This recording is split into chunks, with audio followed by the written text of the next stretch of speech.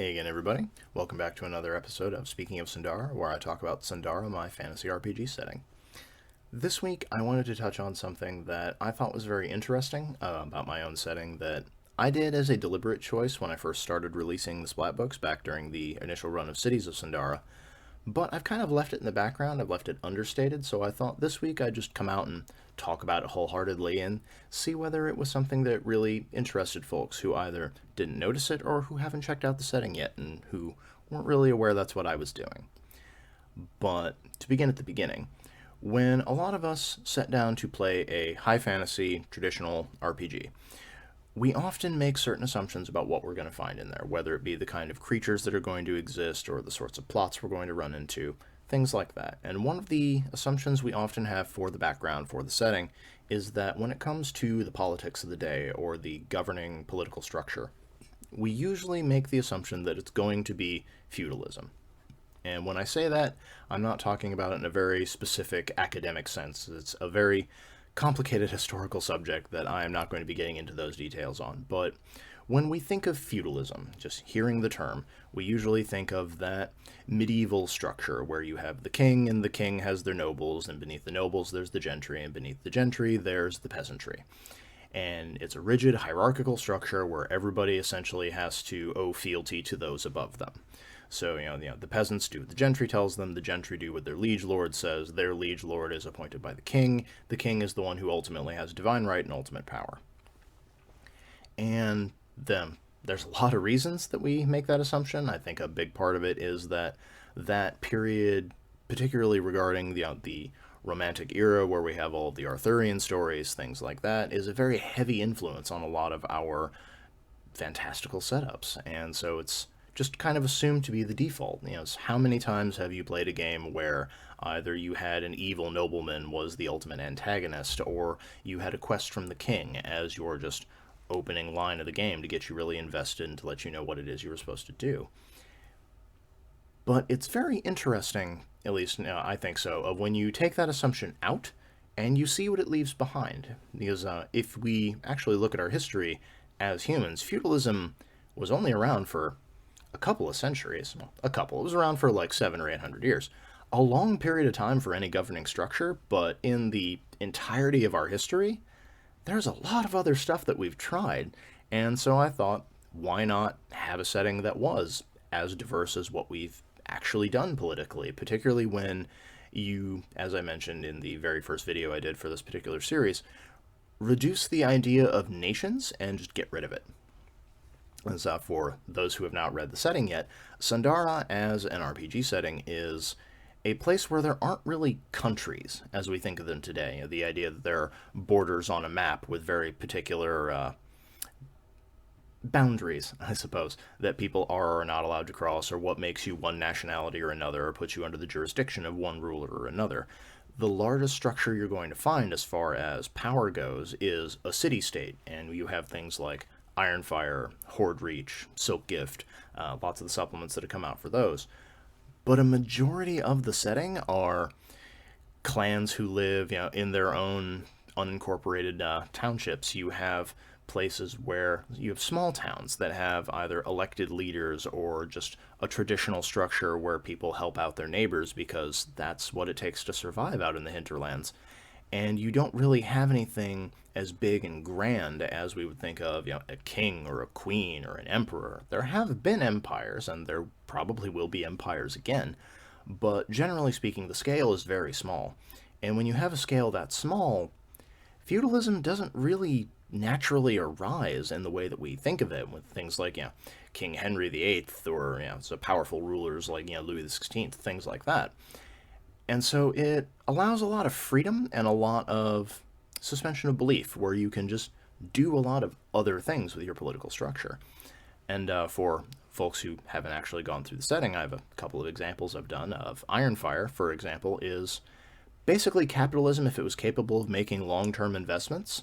So that was a fun experiment for me, is asking how that political structure could theoretically become a long-lasting investment. You have Silk Gift, which I call a socialist setting, but is probably more of a democratically socialist setting. Of it's a place with lots of social safety nets, and all the individuals in the city are allowed to be part of the political process. So everyone kind of gets to decide how the resources are spent and who gets helped and what projects the public takes on.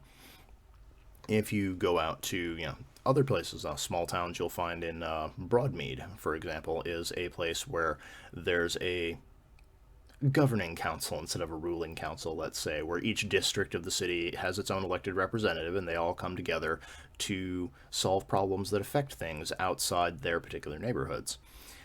And the further out you go, whether it's the clan and tribal structures that we find among the dwarves and the elves, whether it's the familial structures we find within some of the orc cultures that we found, of everything is very fluid, but at the same time, a lot of it isn't passed on or isn't appointed. There's not a lot of individuals who have that divine right of kings who rule by dint of bloodline. It does happen, because it's always going to happen, but it's not assumed to be the default. Usually, if you're in anywhere in Sundara, you have power structures that are fluid, that are changeable.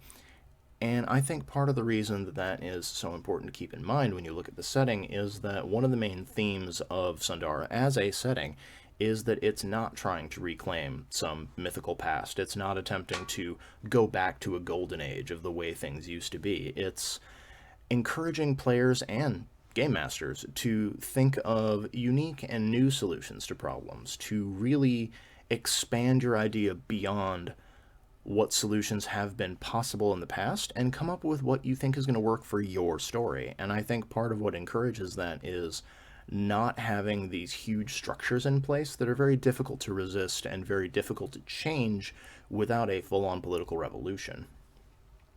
And I've talked around one of the particular parts of the setting, and for folks who have been reading the books, you might be scratching your head wondering why I haven't mentioned it yet. But Archbliss, the City of the Sorcerers, is a place that is not only villain-coded, it is very clearly a feudal setup. It's very high magic, it's very powerful, but it is one of the only places that has that kind of hierarchical structure, along with inherited power, inherited titles, things like that. And the reason for that is, quite frankly, the only setup where you could justify why the child of certain people should be allowed to have their same position is because their children physically inherit their powers. It's less of a, we have decided that because this family made the rules that the next generation is also going to make the rules. It's more, well, their parents can throw lightning and they inherited that power, so because they can do this thing, they're the ones who get to maintain that structural position.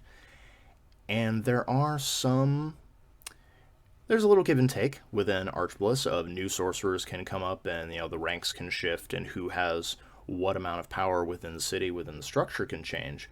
But it is very clearly based on that idea that sorcerers are part of the inherent nobility of their power structure. If you are not a sorcerer, there is only so much you can do, and that's assuming you're even allowed into the city.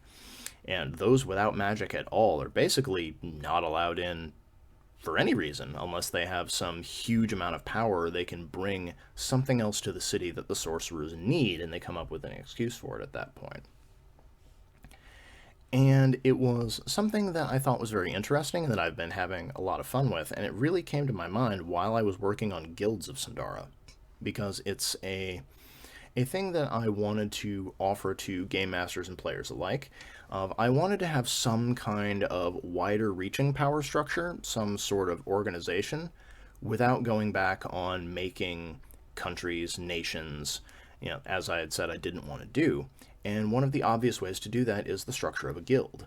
As guilds are usually found across wider areas, and there's a lot of cooperation between them, and they can act both independently and on the small local level, but they also have the ability to come together to make wider reaching decisions and to impact settings and cultures in grander ways.